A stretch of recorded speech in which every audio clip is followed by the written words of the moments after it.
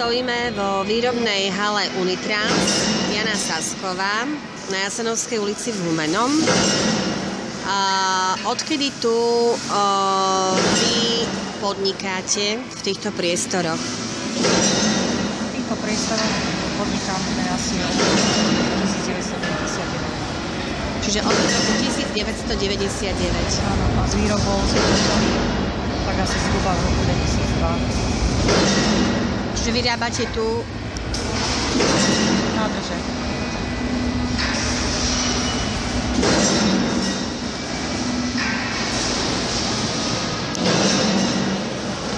Táto hala sa stala dejiskom rôznych incidentov, pri ktorých bývalí manželia stali proti sebe.